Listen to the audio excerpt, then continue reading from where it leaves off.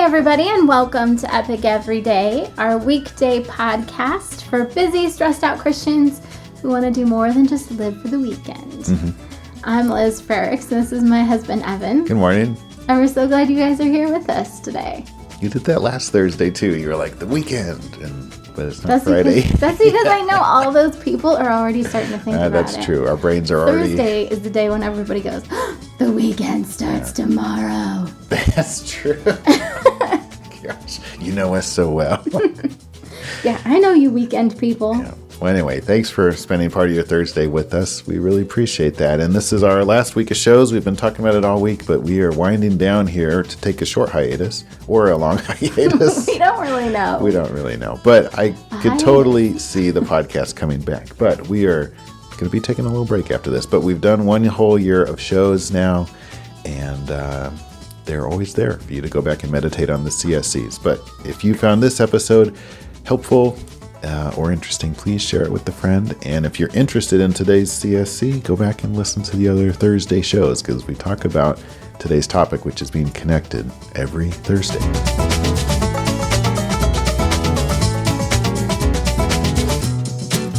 And this week, since it is our last week of shows, we thought we'd talk about what we've learned over a year of talking about Connected every single Thursday. Yeah, and it hasn't gotten old or stale or anything. At least I don't think so. Well, this is probably your favorite CSC. Yeah, I think so.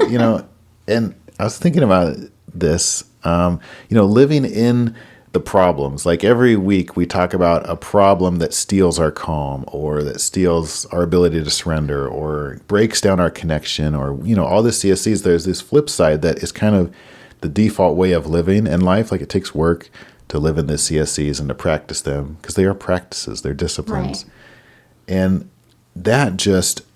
not being able to do the CSCs in general, I feel like breaks down our ability to connect, and we just get lonely. We get lonely in ourselves, or we're lonely even though we're with people, like at work maybe, or if we're with our family or at church or something. Like we know when we're not being connected, and we feel that inside, and that's what loneliness feels like. And, not engaging in the CSCs is kind of it shuts people out. Like we're not as knowable without the CSCs, without our ability to, because they're all, rooted in faith and are trusting in God. And like we were talking about yesterday, who God designed me to be and stuff. If I'm not really aware of that, if I'm not surrendering like we talked about on Tuesday, and if I'm not calm like we talked about on Monday, it's going to be almost impossible for me to make connections with people, because I've got so much anxiety. Right. And then it's like a feedback loop where I'm just going to be more and more lonely.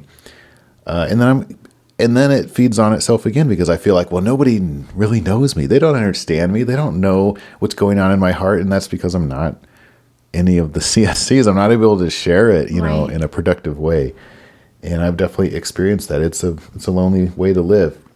And if we're not known, and if we feel like we're not known, it's hard to have a community, or to be an active member or a productive member in the community, because it takes a fair amount of back and forth, knowing and being known, and not doing the CSCs is going to break down that connection again. And I won't be able to do my job, my spiritual job as a Christian, my ministry. That's going to be almost impossible to do without connection. Yeah, I was thinking, it is really sad, because I think a lot of people, you can look at people in the church and it looks like they're doing their job. It looks like, the outside looks right, just like the Pharisees. But because there's no heart, there's no connection to God and connection to other people, they're wasting their time. Yeah, and they're limiting their ability. Like if that looks like awesome ministry, it's a limit. But not being really connected and not being vulnerable and open and honest with people and with God is limiting the potential ministry that we could actually do.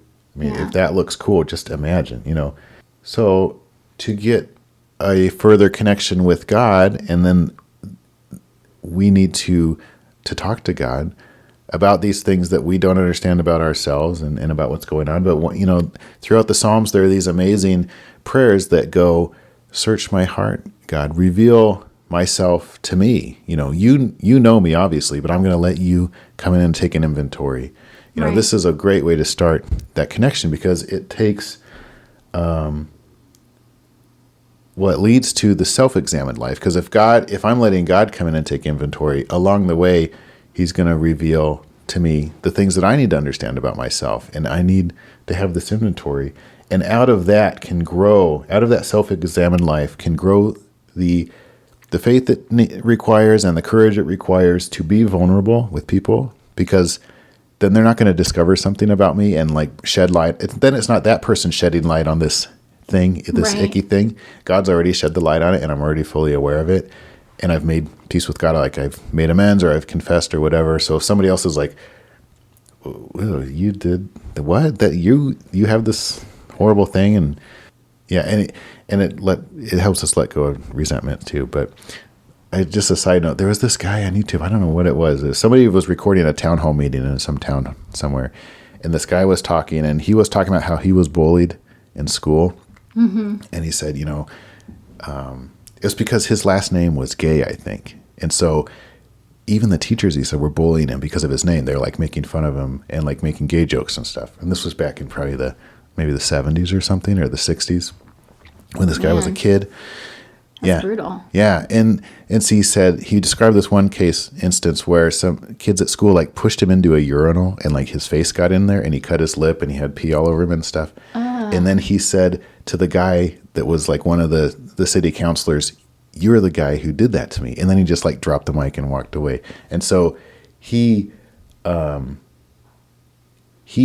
the one shining the light on that guy's ick, the city councilors. Right. Whereas if God, and this guy, like, he was speechless. I don't know if he didn't recognize who it was, even though he was telling the story. Yeah. Or maybe he just didn't remember if that was one in a long line of incidents. Sure. If he bullied everybody and not just this kid, but that's a case where we don't want to be in a situation like that. But even if we were, if we were fully known by God, and we fully knew ourselves, in that moment we could be like, you're right. I'm really sorry that happened, and I can't believe I haven't come to make amends to you before, but I want to do that now. Right. But instead of blindsided. Yeah. Yeah. The only way to be connected is through vulnerability, and then we don't need to guard our shame, because we're trusting God in that whole area too. And so that's just kind of a really out of nowhere kind of a thing. But I think that's the powerful part of being connected to God, is that, like you were talking about yesterday, there's no shame, doesn't really have a place to stick. Right. When we're fully connected. Yeah. And so those are things I love about being connected, like how powerful it is. And I think what I learned was to let go of some of my shame and to deal with that more fully. And I feel like that's been it hasn't just happened over the course of this last year, because even there's been, through addiction recovery and different group counseling situations and building friendships intentionally, there's been a teardown of shame over the course of this process. And being able to talk about it every Thursday on this show has just been an amazing extra little kind of bonus, Yeah. I feel like for me, one of the things, I really loved that section that we did on Brene Brown's book. Yeah. The Daring Greatly book. Because that... Yeah, we did a whole week on vulnerability back a couple months ago, maybe. Is that what you're talking about? We did more than 1 week on it, but yeah. Because it is a struggle for me to share myself with other people and to keep reaching out when I feel like there's nobody reaching back. That's really hard to just keep reaching out. And you're opening yourself up. I mean, yeah. Right, yeah. Mm-hmm.